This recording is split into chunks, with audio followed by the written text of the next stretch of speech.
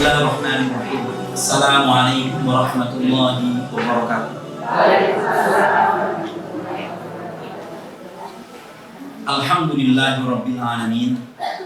Wassalatu wassalamu ala asyrafil anbiya'i wal mursalin nabiyina wa qudwatina Muhammadin wa ala alihi wa ashabihi wa man tabi'ahum bi ihsanin ila yaumiddin, amma ba'd.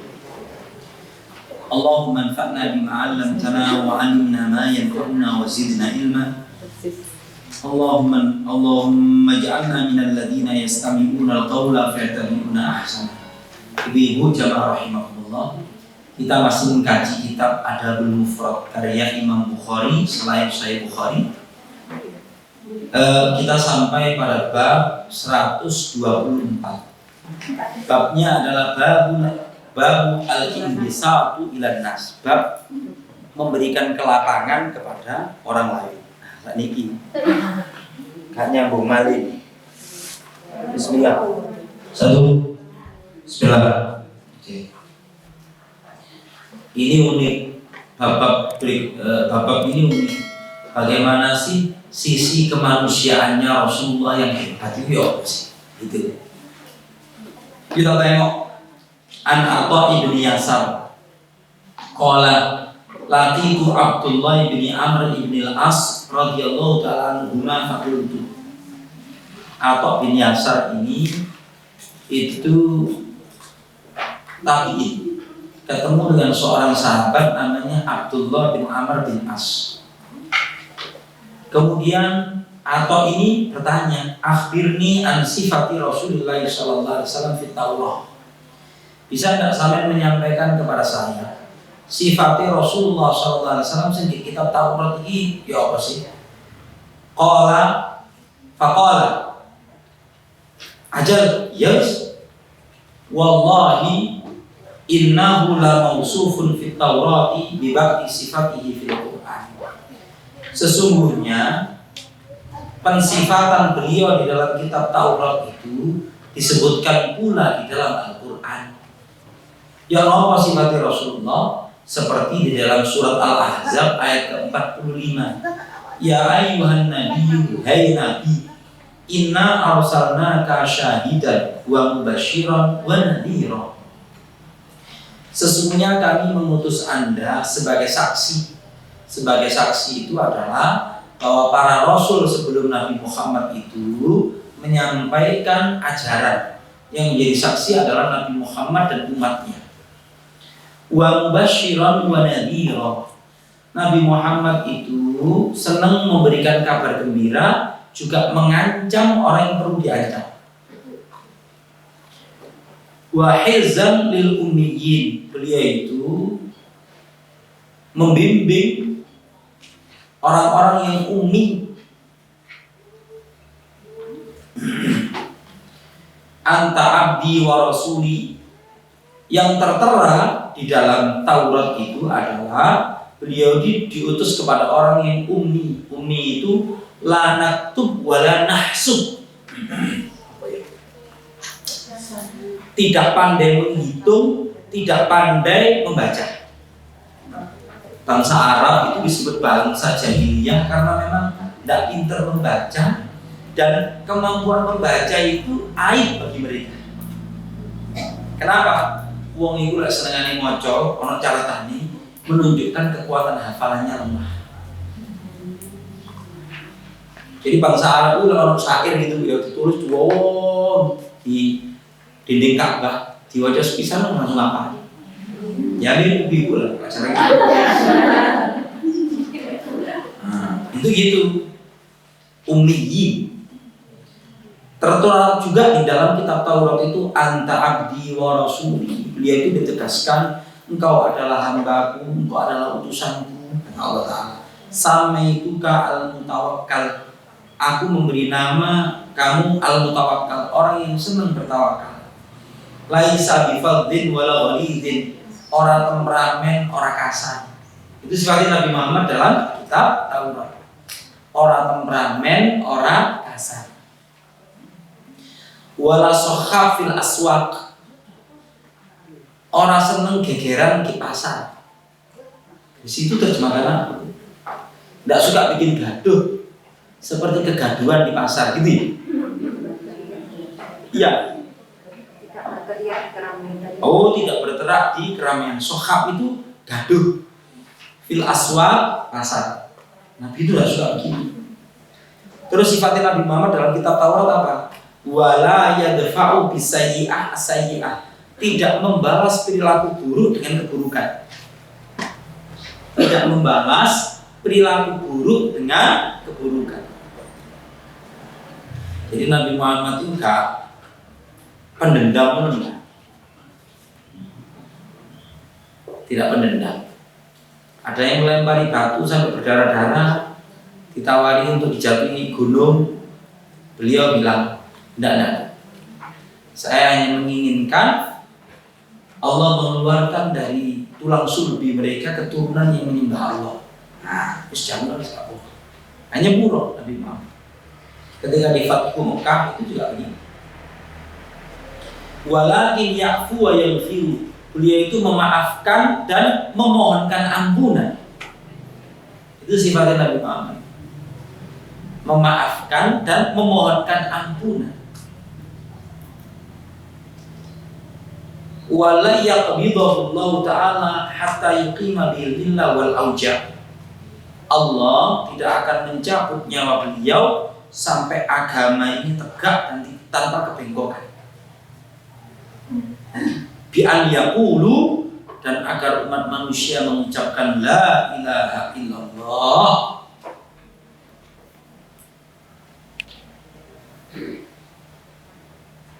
Sehingga wa yaftahu biha a'yunan amya, orang yang buta mata hati itu menerima Islam.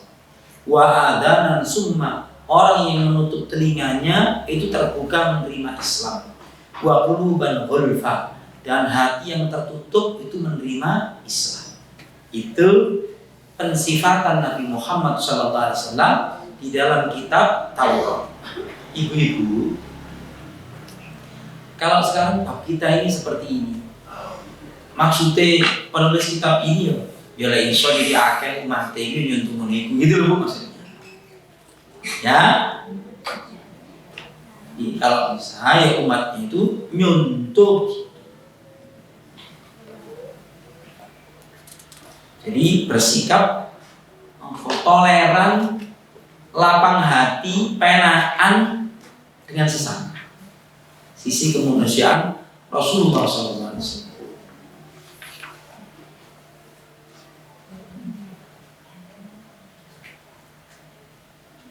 Yang berikutnya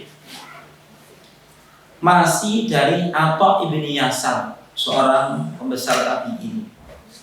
An Abdullah bin Amr, dari Abdullah bin Amr bin Al-As radhiyallahu ta'ala anhu qala, inna hadhil ayatil lati fil Qur'an, sesungguhnya ayat yang tertera di dalam Al-Qur'an surat Al-Ahzab ayat ke-45 itu fit Taurat nahwihi, itu juga disebutkan di dalam kitab Taurat bahwa Nabi Muhammad itu diutus menjadi saksi, memberi kabar gembira dan memberi kabar ancaman.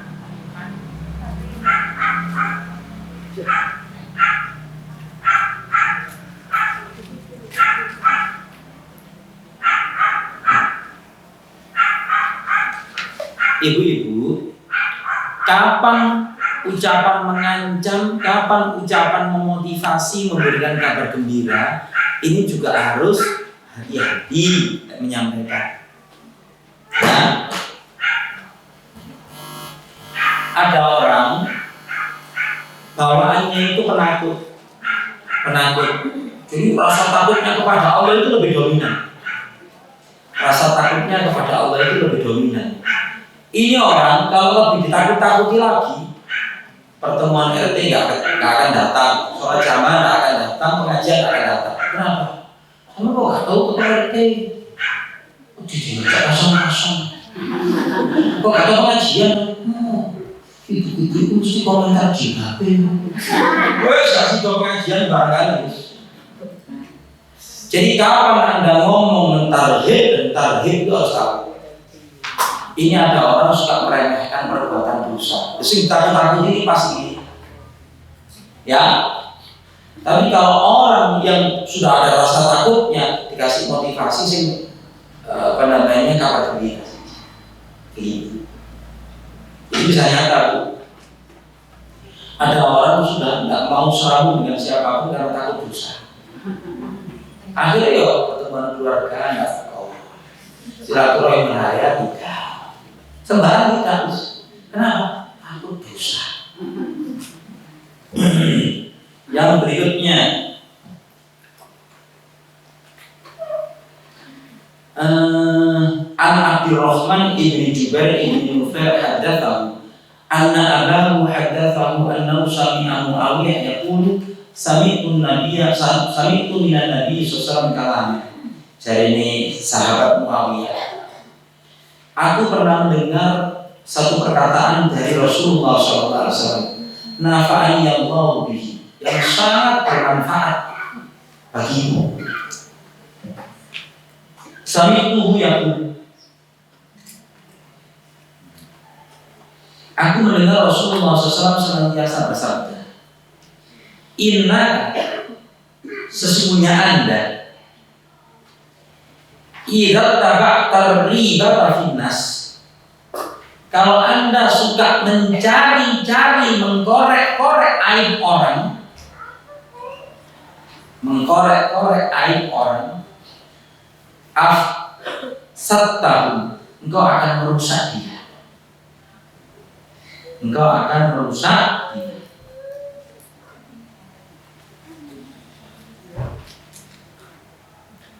Fa inni la attabi'ur riba fihim fa afsadahu, dan sungguh aku, jadi sahabat Muawiyah itu jadi khalifah nanti. Ketika gegeran dia berseteru dengan sahabat Ali bin Abi Thalib radhiyallahu ta'ala anhu, maka dia jadi gubernur waktu itu. Terus setelah itu jadi khalifah. Kata beliau, fa inni la attabi'ur riba fi mafsadahu. Aku tidak akan mengorek-ngorek aib seseorang sehingga merusak mereka.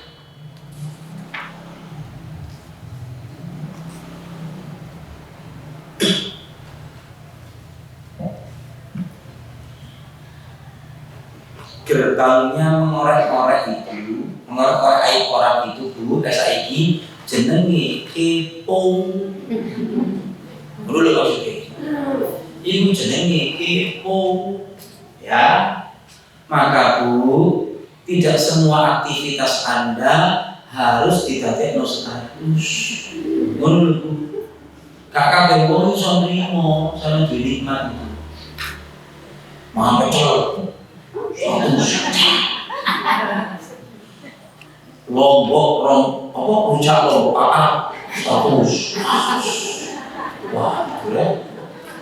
Ini kakak beruang. Ini kakak lijo, ukuran 1 kilo, status. Murah enak ini. Waduh. Ya nggak semua orang itu suka melihat Anda dapat kenikmatan itu. Dan itu akan memancing nanti.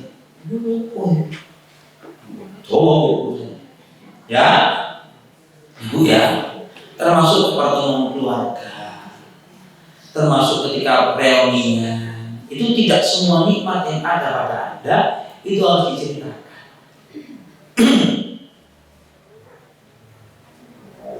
Gitu ya Bu ya. Di situ ada penjelasan yang dimaksud ar-riba finnas auratun nas. Jadi aurat itu maksudnya sesuatu yang tidak ingin diketahui orang dari pribadi seseorang, itu sudah digolek-goleki. Gitu maksudnya. Biasanya sing lakoni ibu bapak-bapak, dan ibu-ibu luar biasa. Menurut bapak-bapak sing kemuan itu. Jadi afsad kabum, Anda akan terjerumus kepada buruk sangka. Kalau sudah buruk sangka, nanti terus rasanya. Nah, hadis nomor berikutnya. Wa Nabi Hurairah radhiyallahu ta'ala anhu yaqulu, sahabat Abu Hurairah itu mengatakan, sami'a udhunaya hatani, kedua telingaku ini ngrungokno temenanan. Wa basara ainai hatani, kedua mataku ini itu menyaksikan Rasulullah sallallahu alaihi wasallam. Aku melihat dan mendengar Rasulullah sallallahu alaihi wasallam akhadha biyadaihi jami'an bikafil Hasan awil Husain sallallahu alaihi wasallam.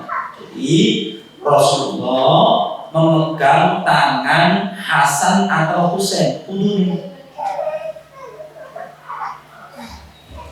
Wa qadamaihi ala qadami Rasulullah sallallahu alaihi wasallam. Namanya cucu Rasulullah itu sayang. Setelah tangannya dipegang, kakinya Hasan Husain itu diletakkan di atas kaki Rasulullah. Ini lagi itu. Terus yaqulu irqa faraqal gulam hatta wada'a qadamaihi ala sadri Rasulullah sallallahu alaihi wasallam. Naiklah, maka itu si buah Hasan buah Husain itu naik sampai meletakkan kakinya itu di dada Rasulullah sallallahu alaihi wasallam. Tsumma qala Rasulullah sallallahu alaihi wasallam, iftah faka. Rasulullah bersabda, bukaan mulutmu. Ini lagi cerita detail dulu atau kayak gitu. Ya, kita terjemahkan kayak aja. Tapi apa namanya? Umum dewe. Mulutmu bukaan. Maka Rasulullah mencium mulutnya cucunya. Sambil kemudian beliau berdoa, Allahumma ahibbahu fa inni uhibbuhu. Ya Allah, cintailah dia sebab aku mencintainya. Begitu. Ini maksudnya dalam konteks judul bab ini, Rasulullah itu sangat sayang kepada cucu, perhatian kepada cucu. Kamu sembah ini, yang itu. Juga ada riwayat yang lain, di kitab yang lain saya baca. Suatu ketika Rasulullah berangkat sama Abu Hurairah itu pergi ke pasar Bani Qainuqa. Pasar apa? Jadi tiap suku di kota Madinah itu punya pasar kerempiang. Anda tahu pasar kerempiang? Pasar yang tadi suku jam 8 subuh itu. Pasar kerempiang istilahnya. Nah, di situ ketika berangkat itu Rasulullah gak ngejak omongan aku juga gak berani ngejak omongan beliau. Jadi Abu Hurairah sampai balik ke rumahnya Fatimah. Ketika sampai di rumahnya Fatimah, maka Nabi bersabda, asammal ukam. Bahasa Jawanya begini, endi butuhku sing guru iso ngomong iku. Endi butuhku sing guru iso ngomong iku. Setelah itu, saya Abu Hurairah, kami tertahan sangat lama ngenteni di emberane omahe Fatimah.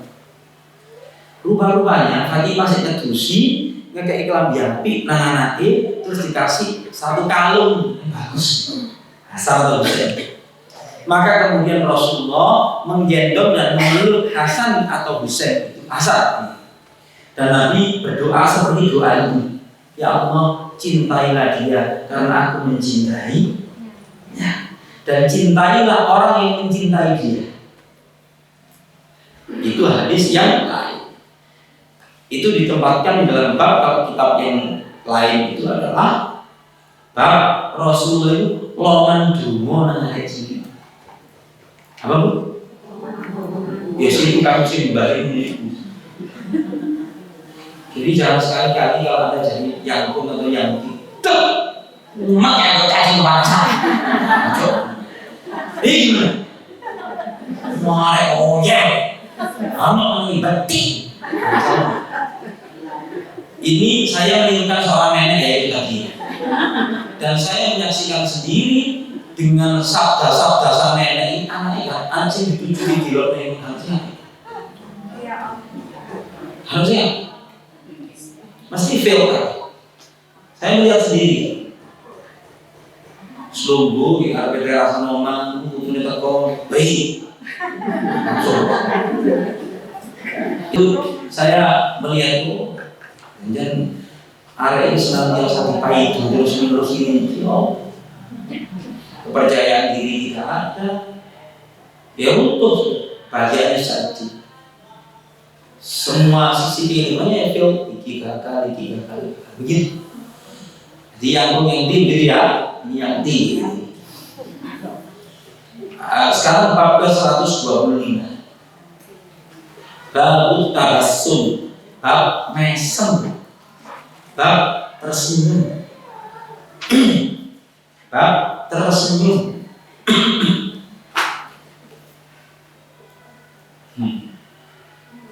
Ya Allah, sing meriwayatkan ini wongi senenge sahabat Jarir bin Abdullah wong Yaman. Jarine Rasulullah sallallahu alaihi wasallam begini. Sahabat Jarir bin Abdullah itu Nabi Yusufnya umat ini, saking ganteng. Yang meriwayatkan dari sini Jarir bin Abdullah. Beliau itu masuk Islam tahun ke-9 Hijriah menjelang Nabi wafat. Menjelang berangkat ke Mekaji. Jarir bin Abdullah ini masuk Islam pada tahun namanya tahun wafud. Tahun wafud itu tahun pemutusan. Setelah turun surat Idza Jaa Nasrullahi wal Fath itu saya masuk Islam itu alhamdulillah setengah guru. Sebelum Fathu Mekah saya masuk Islam 10, 10 gitu loh. Nah ini Jarir ini termasuk yang gelombang-gelombang besar. Apa kata beliau? Marani Rasulullah sallallahu alaihi wasallam mundu aslamtu illa tabassama fi wajhihi. Tidak pernah aku melihat Rasulullah sallallahu alaihi wasallam semenjak aku masuk Islam setiap kali bertemu kecuali dia pasti tersenyum enggak? Pasti tersenyum enggak? Ibu-ibu, kalau Anda melihat para ustaz, melihat para dai yang wajahnya bertutut ambil murah senyum dari sini. Survei, ini. Jadi saya waktu SMP SMA itu punya kesimpulan begini. Ustaz, ini agama membahagiakan kok ya bertutut. Sesuai umat ini itu saya. Ketika tahun 2023 saya ketemu sama seorang teman. Ustaz kenal hari ini? Kenal? Hari ini? Nah, waduh sama jadi Ustaz terjauh umat ini mereka kan duit langsung. Nah, yang begini loh, itu penting. Kalau Anda itu merasakan nikmatnya Islam, kebahagiaan berislam, boyo ditampilkan itu ketemu dulur muslim itu ya sing jamaah sing bahagia. Asale tahajud, asale seneng maca Quran, dampaknya pengajian itu membahagiakan. Gitu ya. Nah ini juga begitu. Wa qala Rasulullah SAW. Nabi bersabda. Jadi ini sahabat Jarir. Ya dukhulu min hadzal bab rajulun min khairi Yaman. Bakal masuk melalui pintu ini seorang yang terbaik dari negeri Yaman. Ala wajhihi mashata malakin. Wajahnya itu tersentuh oleh sentuhan malaikat. Saking gantengnya wong dulu. Sahabat siapa? Jarir bin Abdullah. Fadakhala Jarir. Setelah Rasul bersabda seperti itu, tunuk-tunuk dari pintu itu sahabat Jarir. Ini merupakan sebuah pujian yang sangat elegan. Ini disampaikan oleh Rasulullah SAW. Mungkin belum teko, tapi Nabi sudah bersabda, akan datang seseorang yang merupakan putra terbaik dari negeri Yaman. Wajahnya ini seperti wajah yang tersentuh oleh malaikat. Ibu-ibu, Anda senang baca surat Yusuf atau tidak? Senang ya? Terutama pas bobot menurutnya. Oh boleh, kalau baca surat Yusuf. Di dalam surat Yusuf itu, ibu-ibu kakak Mesir, waktu menggoda Nabi Yusuf itu mengucapkan kalimat.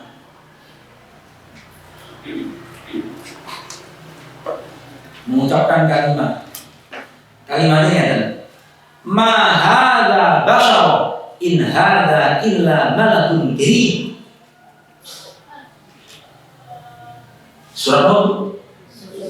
Surat Yusuf ayat ke 12 tidak itu. Ya. Ma hadza bashar, ibu-ibu sing agamanya non muslim.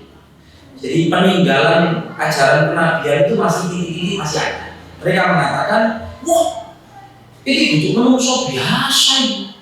In hadza illa malakun karim.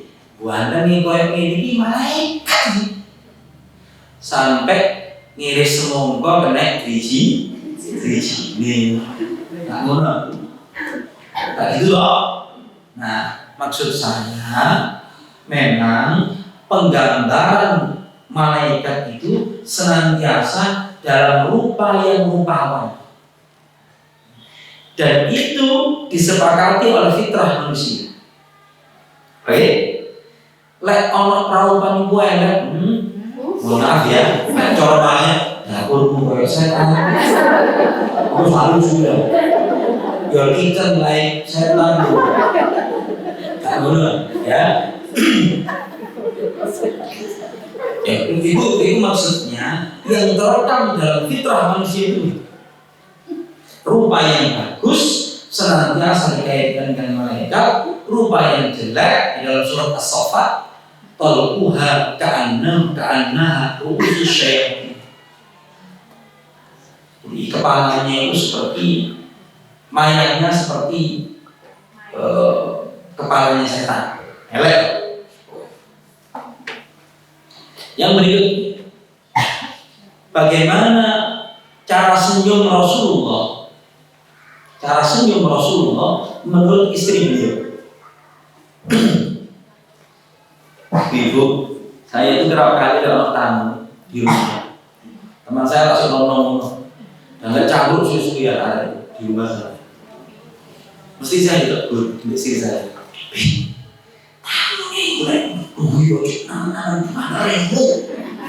Nah, ini bab ini sama bab selanjutnya itu bab ngatur guyu dan tertawa.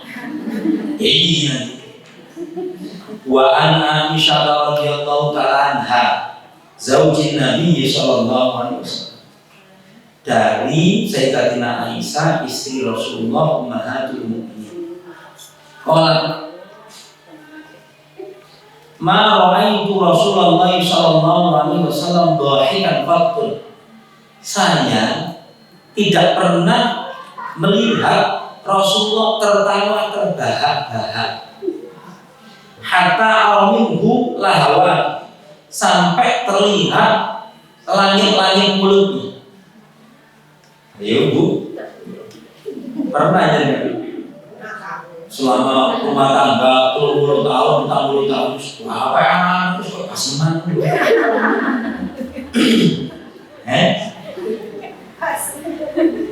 Sinonom nggak ngerti paseman.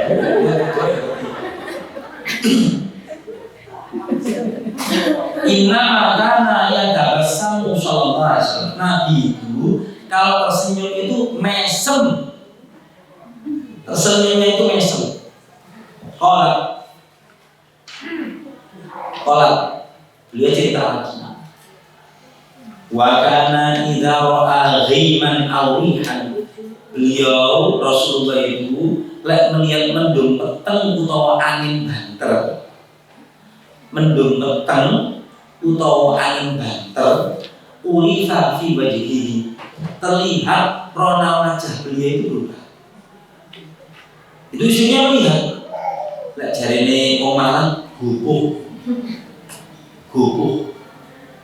mengkhawatirkan sesuatu. Faqalat ya Rasulullah, wahai Rasulullah, inna nasa idza ra'aul ghayyin farihu. Orang-orang itu kalau melihat mendung peteng itu seneng kabeh loh. Jadi kan malah sedih sih. Itu bahasanya Sayyidatina Aisyah. Raja'a ayyakuna fihil matar. Mereka begitu berharap setelah mendung peteng itu udah. Wa araka idza ra'aita urifta fi wajhika al-karaha. Kok saya melihat ketika mendung peteng angin ini dengan kepala seperti khawatir dan tidak suka, ini ada apa? Faqala, Nabi bersabda, ya Aisyah, hei Aisyah, ma yu'mini ayyakuna fihi adab. Aku tidak merasa aman bahwa di balik mendung peteng ini akan ada azab. Aku khawatir. Udziba qaumun birrih, sebab Allah Ta'ala kalau mau menghancurkan sebuah kaum itu akan mengirimkan angin kencang. Wa qad ra'a qaumul adab, setelah itu kaumnya itu diadab. Faqalu hadza 'alimun mumtiruna, padahal kaumnya itu kegeeran. Mereka mengucapkan, wah semarin ini terus ini. Gitu. Silakan sekarang kita tengok surat ke-46 ayat yang ke 21, 22, 23.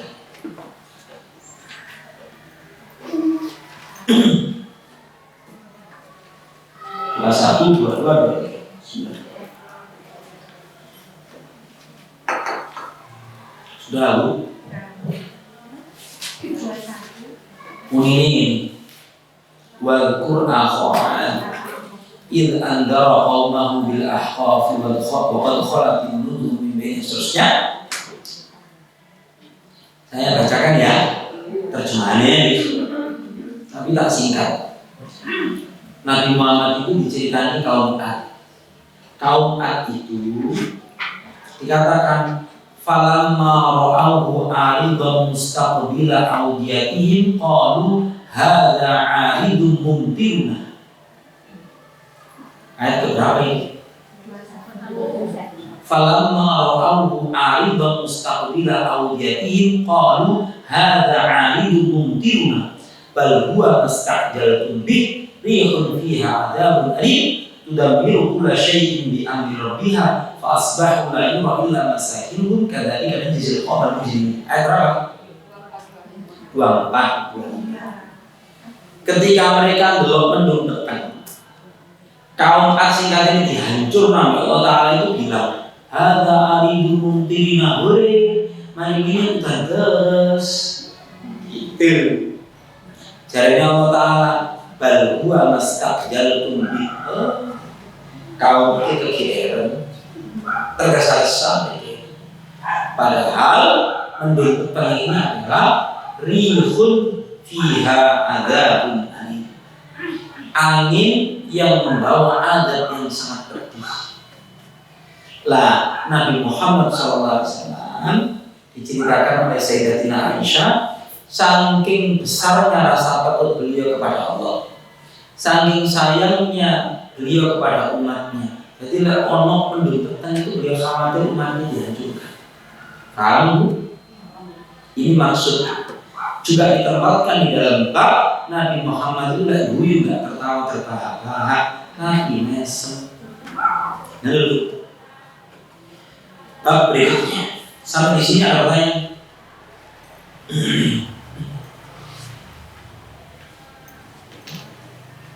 Sebelum saya lanjutkan ke bab tertawa,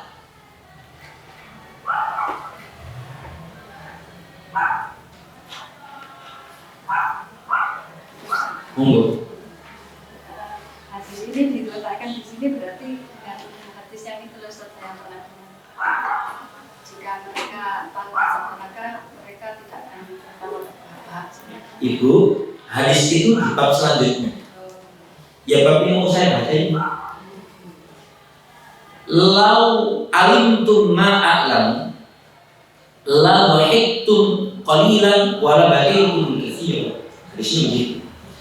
Semoga mereka itu mengetahui apa yang saya ketahui, tentu mereka akan sedikit tertawa dan banyak menangis. Nah, ini nanti akan kita kaji di bab tertawa ini. Nah, gak saya jawab ya. Nanti setelah ini ada pertanyaan selain ini. Monggo. Oh, gitu. Oh, gitu.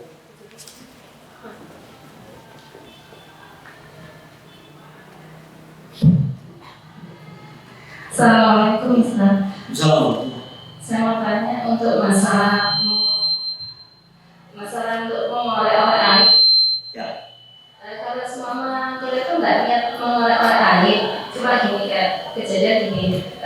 Ketika kita ada saudara yang punya hajatan, terus kan namanya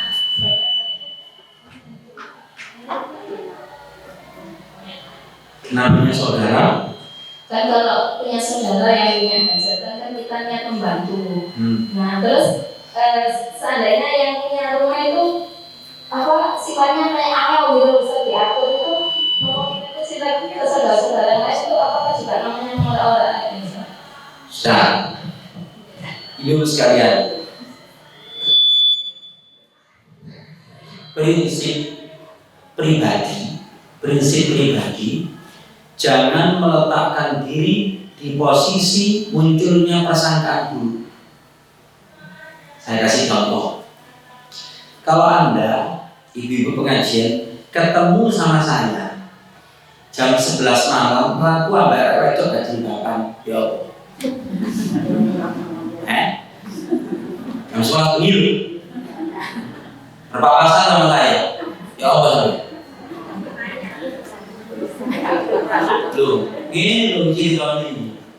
Rasulullah itu itikaf dijenguk sama Sofia binti Huyai, istrinya. Biasa kan mau ketemu suaminya ini suwe, nggak boleh kepengen.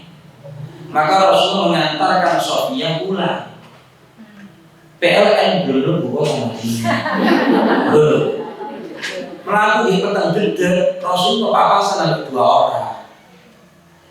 Karena Rasulullah melakukan bekode sebelah sebelumnya. Maka para sahabat gak enak. Maka Rasul menghentikan, ala istriku mandukan istri. Ini Sofia istriku. Enggak kok ya Rasulullah, betul apa? Saya khawatir dengan apa yang ada di dalam diri kalian. Sesungguhnya setan itu mengalir dalam tubuh manusia bersama aliran darah. Rasulullah bersikap semacam ini karena beliau tidak ingin diprasangkai dan tidak memposisikan diri di posisi yang mudah diprasangkai orang. Duwe gawe itu bener ya diomongi wong, salah ya diomongi wong. Tapi meminimalkan itu adalah dibentuk panitia dhisik, keluarga dilibatkan. Ya kan?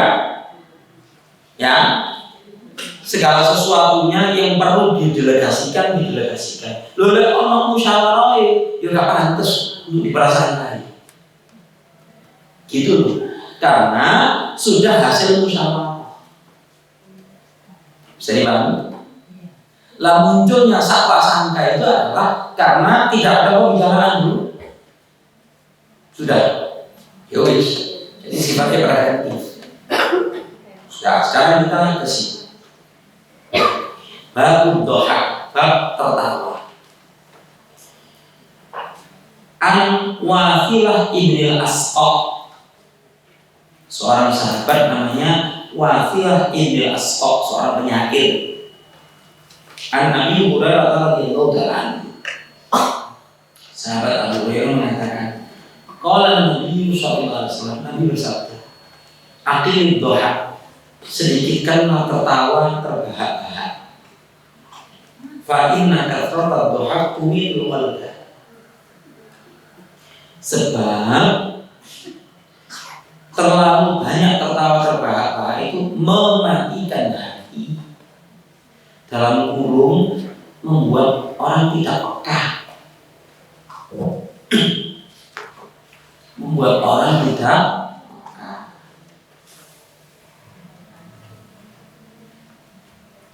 Ibu-ibu, apakah lantas tertawa itu dilarang? Sedih. Saya bacakan seluruh hadisnya dulu baru penjelasan. Yang kedua, wa Nabi Hurairah radhiyallahu ta'ala wa Nabi sallallahu alaihi wasallam qala la tuksir dhahak. Jangan terlalu banyak tertawa. Fa inna kathratat dhahaki tumitul qalba. Karena banyak tertawa itu mematikan hati. Hadis yang nomor 3.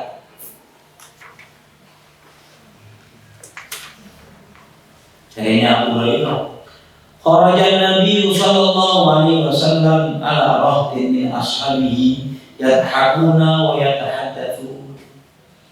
Nabi keluar dan melewati sekelompok sahabat yang lagi tertawa kalau cerita-cerita. Apa meneh di kota yang jumlah kafenya sudah ratusan. Itu gak ngomong kata-kata terbahak-bahak. Ya. Apakah pada zaman Nabi kalau mesti sering cangkruk di pinggir jalan karo kafe? Waduh, para sahabat juga suka. Semua para sahabat seneng cangkruk, belum di pinggir jalan. Kadang-kadang emperan di masjid kayak ngomongan. Gitu para sahabat. Kayak itu mereka berusaha.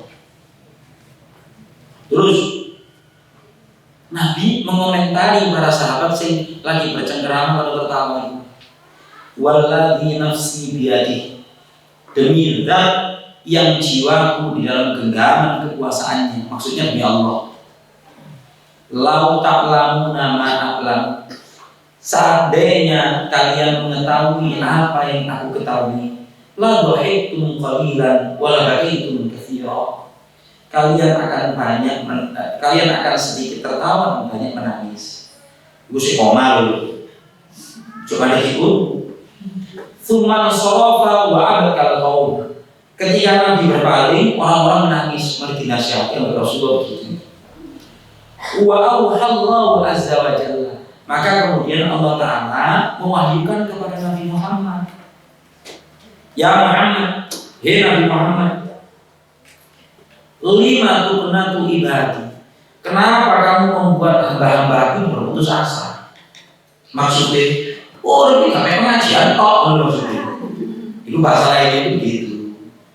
Ya, wahai Nabi Muhammad, kenapa sampai kok membuat hamba-hambaku itu berputus asa? Kok ini cuma nangis doa ya? Rasa takut kepada Allah. Faraja'an Nabi sallallahu alaihi wasallam. Maka Nabi menemui para sahabat.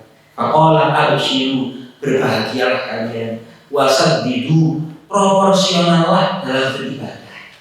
Wa qaribu, teruslah mendekat kepada Allah. Bahasa Jawanya, ibadah itu harus iman sani.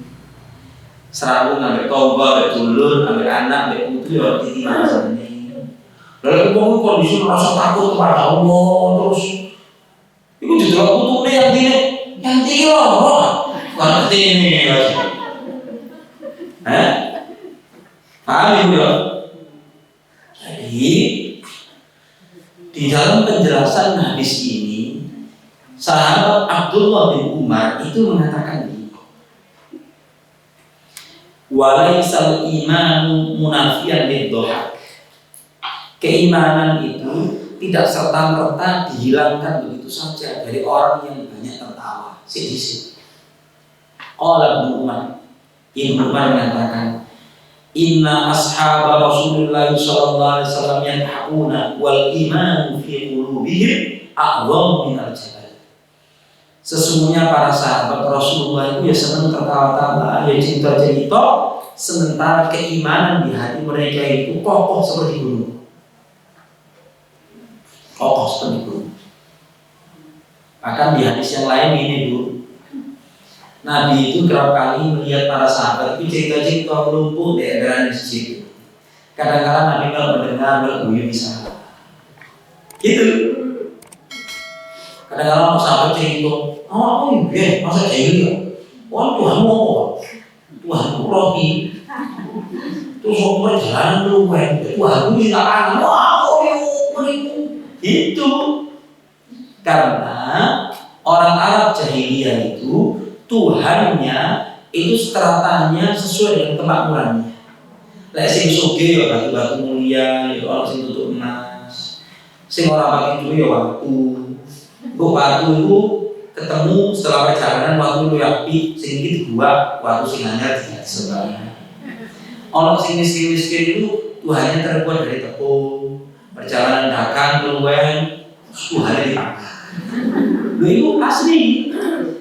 Nah, mereka menceritakan fase kejahilian itu kadang-kadang sambil senyum-senyum. Kok bisa? Oh benar. Ya, bukan dengan maksud untuk berbangga dengan kemaksiatan di masa lalu, bukan. Tapi betapa agungnya anugerah iman sehingga seseorang itu merasakan ini ya udah iman. Dojo uripe. Oh dulu. Ya. Itu. Babu idza aqbala jami'an wa idza adbara jami'an. Satu bab lagi. Nabi Muhammad itu kalau berbicara, kalau menghadap kepada orang, menghadap secara total. Di situ cara menerjemahnya ya Allah. Lek madep total, lek minggu total.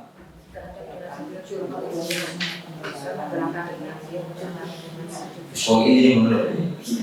Jadi beliau itu omong-omongan berkomunikasi dengan orang itu kalau menghadap itu total kami. Ya Allah, kabarnya Allah. Nah ini bahasa komunikasi orang baik. Orang itu kalau hatinya baik, bersih, gak ada salah sangka, omongan itu menghadap. Contohnya adalah penghuni surga ini disifati dengan wa aqbala ba'duhum ala ba'din yatasa'al. Mereka saling berhadapan dan saling bertanya. Nah, kita tengok Nabi Muhammad itu begitu. An Abi Hurairah radhiyallahu ta'ala anhu, dari sahabat Abu Hurairah, rubana haddatsa an Nabi sallallahu alaihi wasallam. Kadang-kadang para sahabat itu menceritakan Nabi Muhammad sallallahu alaihi wasallam. Haddatsanihi ahdab asy-syufrain.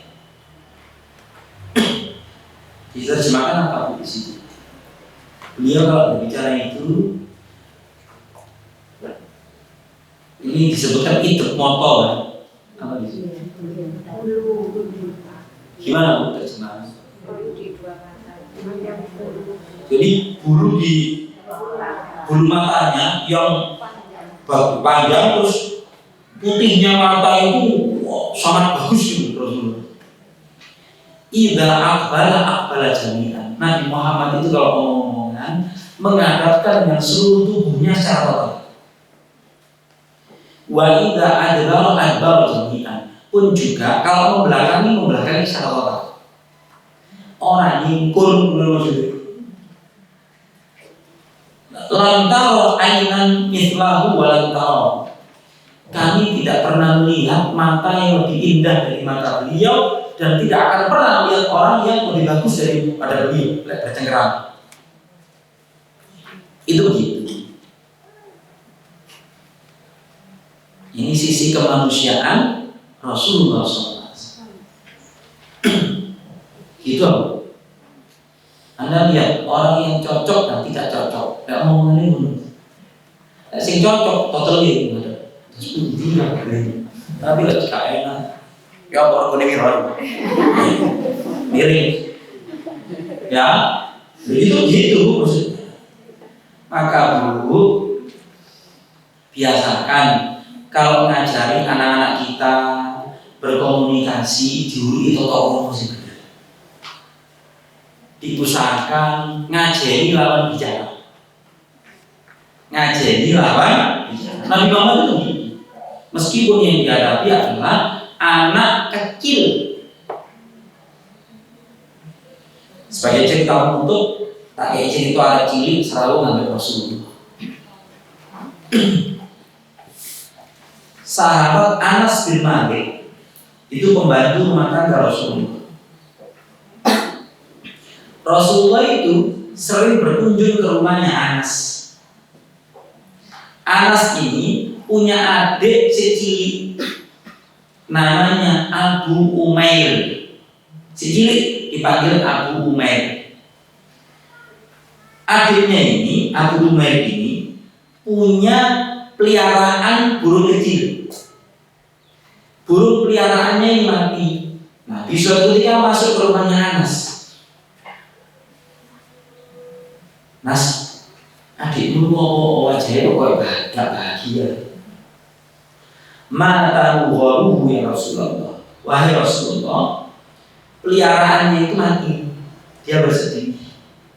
Kemudian Nabi bertanya kepada anak kecil, sing cilik. Beliau mencandainya dengan kalimat ya Aba Umair ma fa'alan mughair. Nabi menghadapkan seluruh tubuh dan wajah beliau kepada anak kecil itu, dan anak kecil itu kasmau. Di dalam hadis itu dikasih penjelasan, berkomunikasi dengan anak kecil, baik dia paham atau tidak paham, semaur atau tidak semaur, Nabi Muhammad itu tetap menghadapkan wajah secara total. Oke? Ada cilik tak boleh ngomong. Kadang-kadang dia ikat masuk, nasi jauh ngomong gitu. Ini serius soal karet.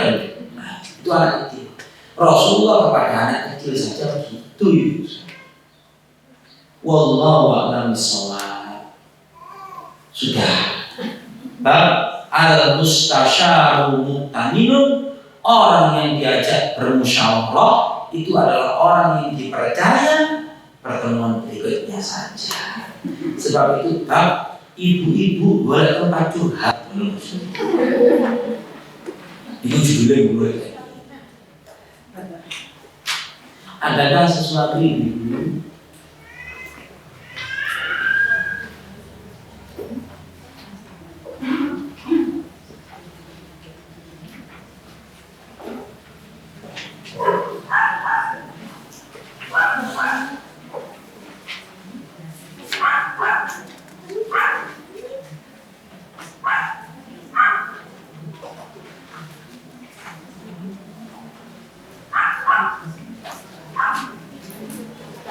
Ini Tadi yang membuka aib orang lain. iya. Saya selalu tahu bukan orang tersebut. Kenapa? Saya selalu tahu bukan orang tersebut. Jika bukan orang tersebut, sekitar rumah saya itu nggak ada yang berani mengatakan, tapi saya yang berani mengatakan kepada orang lain itu boleh. Dan ibu-ibu sekalian, ada pertanyaan ini menyangkut aib orang. Di satu perkampungan yang tahu aibnya si fulan itu hanya saya. Boleh nggak saya menceritakan aib si fulan itu kepada orang lain? Jawabannya yang pertama, boleh dalam kondisi menyelamatkan orang lain dari tipu daya si fulan itu. Ada 5 atau 6 kondisi seseorang itu boleh menceritakan aib orang lain.